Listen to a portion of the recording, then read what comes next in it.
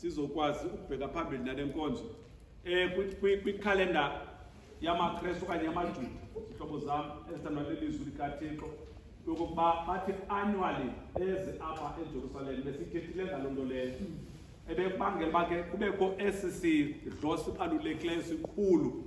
That was also part of the celebration yokuba uThixo enguThixo kubo abakhuphayo jiphika eloba lesonke siyalazi bawona inkomo babethatha ithuba lokuza ke kwisidlo esinjalo. Apha uJohane usithatha yena sele isidlo esi uhleliwe kuso obangaba umamela kakuhle, kodwa kuba nento apha xa eqalayo lencwadi kaJohane uthi sele uYesu apha esazi uba ixesha lakhe saphila emhlabeni sele lifutshane lifikile ukali lifikelele esiphelweni.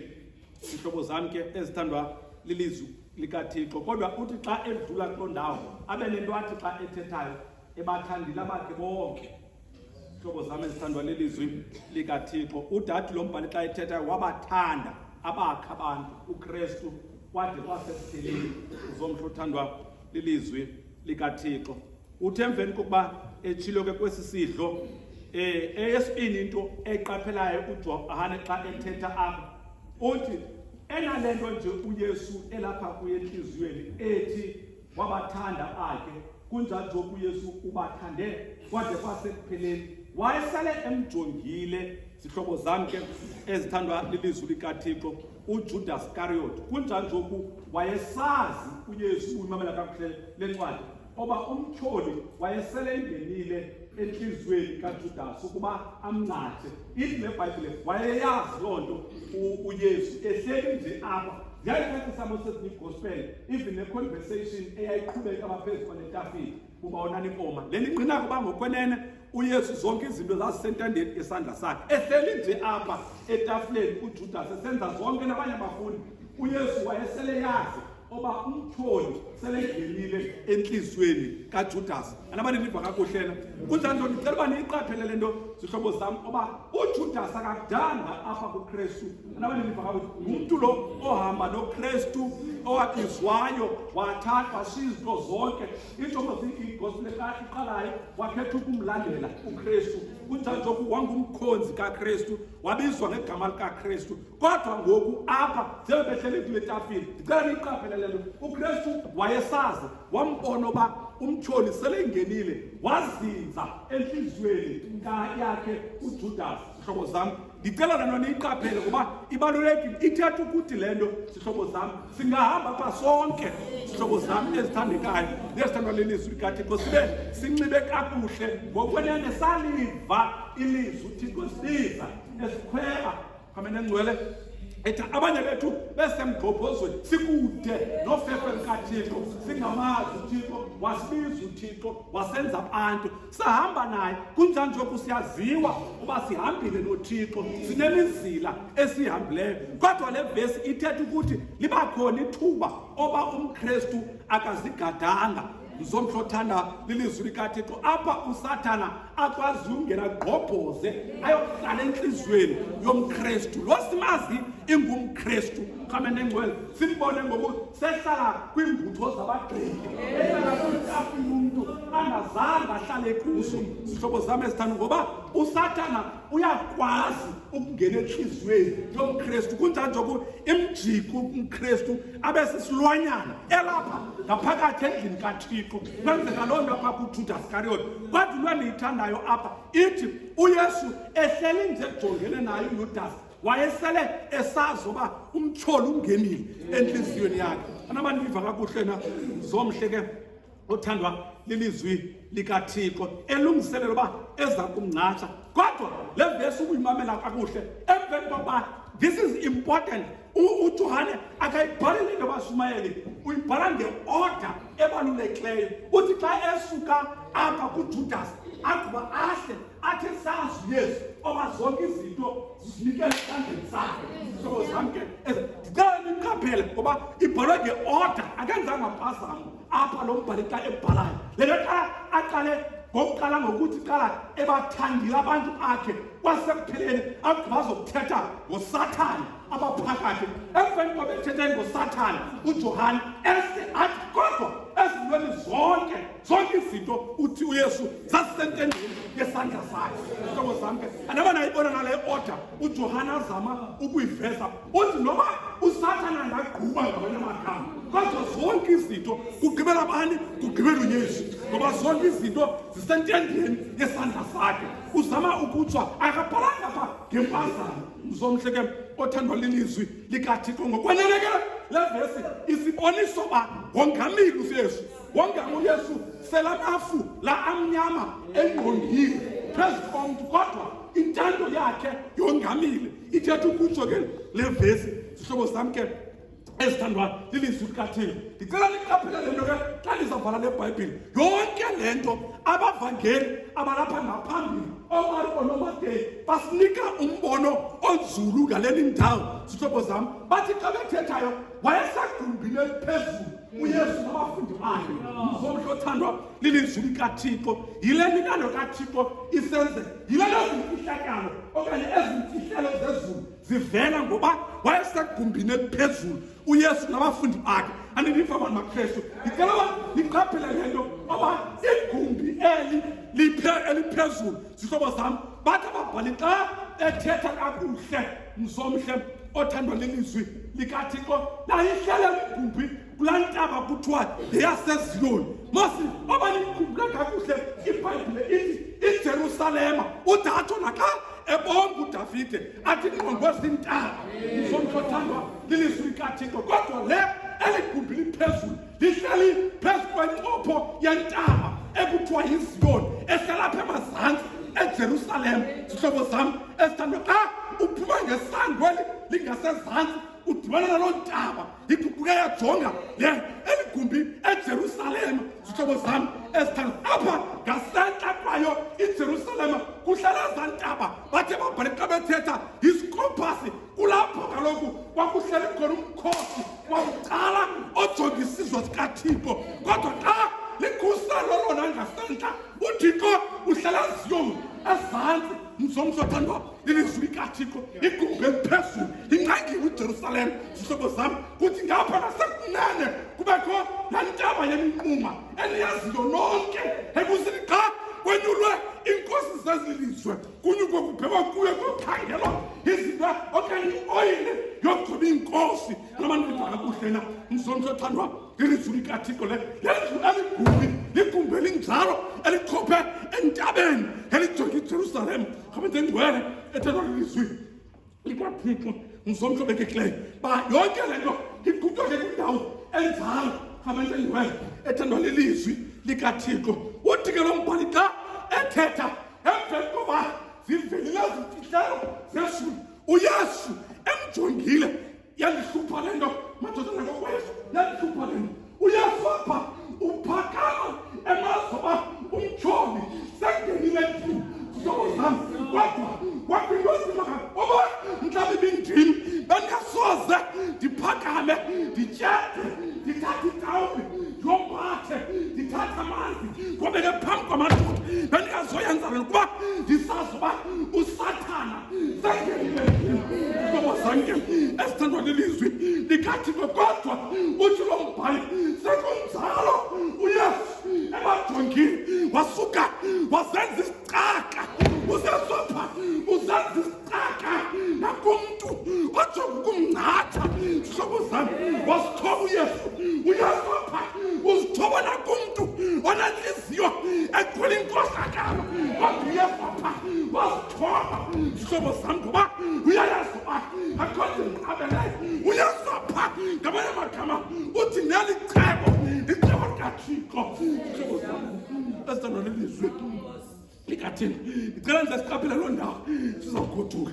Ngabantu engcwele ethandwa lilizwi likaThixo mzomhle obekekileyo yandixaka uYesu apha lithuba eli loba uYesu asithobe mzomhle othandwa lilizwi endala noba aphakame uYesu ahlabe umkhosi athi nakumntu uzandinatha kodwa uYesu wakhetha ukuzithoba phambi komntu kodwa inkohlakala.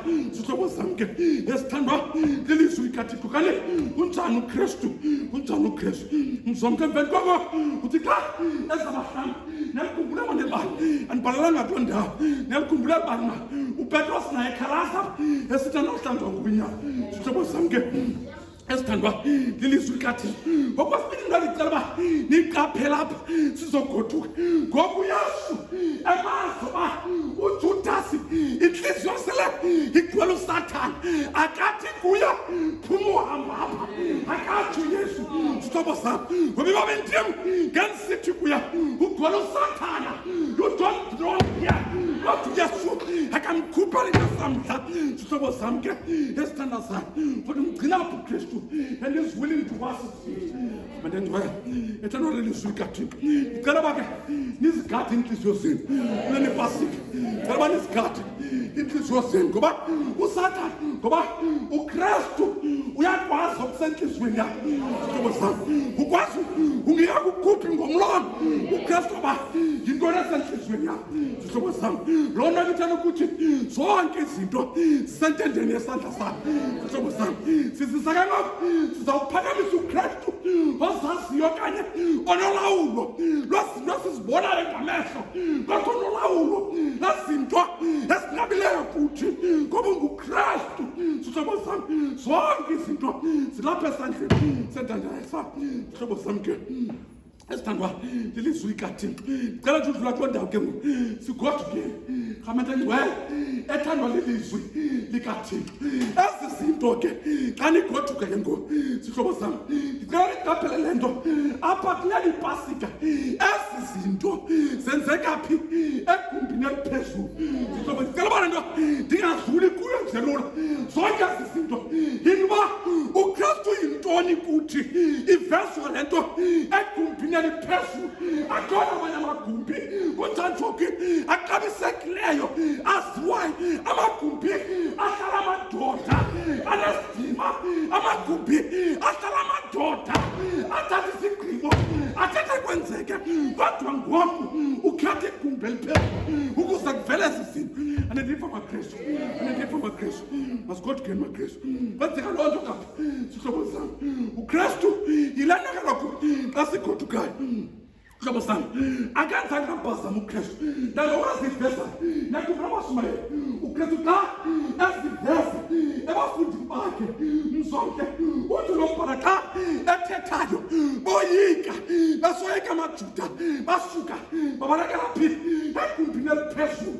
Zihlobo zam uthi lombhalo xa ethetha behleli ngoloyiko. Zihlobo zam kodwa kulapha egumbini eliphezulu apho Yesu afeskathi ngekhaphu phambi kwabo asukathi kubo uqolo lenkosi alibe nayo. Zihlobo zam ke esithandwa lilizwi likaThixo uvela egumbini eliphezulu uKristu. Zihlobo zam ithi incwadi kaThixo othi lombhalo xa ethetha kulafesi basuka bavuya bonke abafundi bakhe bakuyibona inkosi. Andiba bashumayeli bavuya bonke abafundi bakhe bakuyibona inkosi.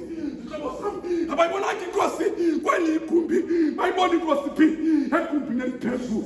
Zihlobo zam ke esithanda zayo wasuka uYesu emveni koko wabaphefumlela egumbini eliphezulu. Zihlobo zam basuza imphefumlelo yazulu agqibathi kubo uyabona enikuqolelayo emhlabeni kuqolelekile kwaye nikubambayo kubanjiwe egumbini eliphezulu. Hambani maKristu. Hambani maKristu. Zonke ezi zinto zininoba izinto zonke zisentendeni yesandla sakhe. Muzange hamba wayesazoba kukusiphithiphithi nabafundi bakhe banoloyiko kodwa wavela ngoba ulawula izinto sesingazazi. Uyazilawula uKristu ngoba ubamba izinto esingakwaziyo ukuzibamba asuka zibamba uKristu ngoba nguKristu athi xa kuvutha umlilo aphakame awucime ngoba unguKristu. Zonke izinto zilawulwa nguye zisentendeni yesandla sakhe. elagumbi eliphezulu zihlobo zami apho umoya ngcwele kuvakalisa okanye kufezekiseka eladinga abantu kuqathuka ethetha kubo seningaphuma phe Jerusalem senilinde ukomphathiswa elagumbi eliphezulu zihlobo zami apho Kristu angaziwayo asukaziwe apho amandla phela khona asuketha amandla esuke ekhaya ezulwini yilenathi umbhali bathethi ilwimi ngelwimi zihlobo zami ke kodukani makristu ngicela nje udlula kulo ndawo sazoba kulani Pasika sizophakamisa uKristu onolawulo lwezinto zonke zihlobo zami uJohana apha uthi ngamanye amagama akho nto ingapha kwamandla kaKristu zihlobo zami ke nalento uthi kathana nayo zihlobo zami ayikho ngapha koKristu namhlanje isa confirmation uba uyayazi uKristu amfanele nalonto bakristu amfanele nalonto uKristu apha usazi nganye uKristu apha zihlobo zami kunjanje uKristu akasazi nje wazi nobunzima benhliziyo zethu uKristu wazi nazi izinto zilapha enhliziyweni kodwa ngifuna ukuthi he's not prepared to chase you out of his blessings kodwa ukhetha ukwehla asenze isicaka phambi kwakho zihlobo zami ke ngicela uba niphakamisa loo nto phumani mani nibheke esixekweni nibawazi uKristu lo awathi emhlabeni nizawufumana imbandezelo kodwa yazini ndifoyisile zihlobo zami hambani noKristu onjalo zihlobo zami ke esithandazo zonke izinto zisezandleni zakhe apha kwelithuba ubonisa loo nto zihlobo zami ke hambani ke makristu nisazi loo nto leyo ngoba unguKristu njalo bendithanda ndizosumela nto zakuthi uzawusunyelelwa kodwa ndifuna nje oba sazi loo nto leyo zihlobo zami xa ezawuguqa siza kwenza lo mfanekiso eguqa uKristu zihlobo zami uthetha ukuthi ngamanye amagama kamente ngcwele ethandwa lelizwi likaThixo akakulibelanga na uKristu uthetha ukutsho loo nto leyo uthetha uKristu ukuthi he is willing to attend unto you uthetha ukutsho loo nto uthetha ukuthi uKristu apha nakuwe he is willing ngoba kuphakamisa ngoba xa uKristu esithoba kuphakamisa thina zihlobo zami esithandazayo xa ihlabathi lisinyasa uKristu ukhetha ukusithoba ngoba uyazi uba ekusithobeni kwakhe kuphakamiseka khona zihlobo zami hambani nisazi uba unguKristu onjalo uKristu unguKristu wakwaMpasi uKristu unguKristu wakwakho uzama ukuthwapha zihlobo zami ayikangamkhethi wabusoba noba ubungumoni owaziwayo uthi uKristu apha uyayazi indlu yakho nobunzima bayo uzama ukuthwa hambani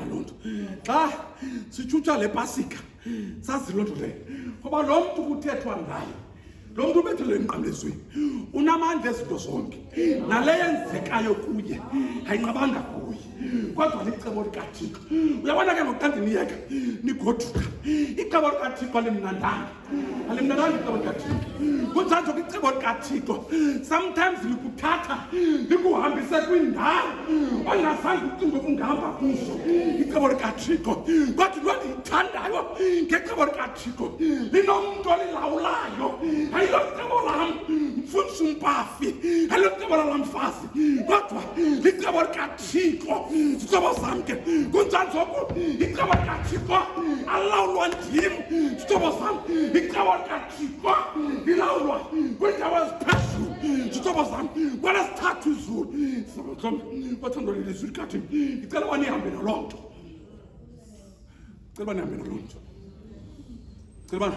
nihambe naloo nto uba wayesazi uKristu uba licebo likaThixo. So therefore he was obedient enough noba limthatha limweze imilambo he was obedient noba limdlulise emililweni icebo likaThixo he was obedient noba limunyusa iintaba icebo likaThixo wayesazi uba licebo likaThixo kodwa into endiqinisekile ngayo wayazi uba icebo intando kaThixo will always surpass us. Nayiphi nenye plan bayisazi. Ngicela ke nibe ngamaKristu anjalo. Ayazi uba icebo likaThixo limnandanga. Kunjalo ke icebo likaThixo sometimes liza kuthatha likuhambise izindlela ongazange unqwenela nokuzihamba. Kodwa kubalulekile zanazo ba anihambi nodwa, nihamba nomuntu wecebo. Uza kuhamba kunina. Xa niwela imilambo uthi lo mbali xa ethethayo namanzi la awasayi kunirhaka. Uthi xa niwela imililo uthi nedanganya asoze limirhawule ngoba unguThixo. Sihlobo sami abantu noThixo onjalo noKristu onjalo elikele ilizwi lenkosi. Inkosi masikelele ukufunda kokushunyelwa kwelizwi layo ngoku naphakade. Amen.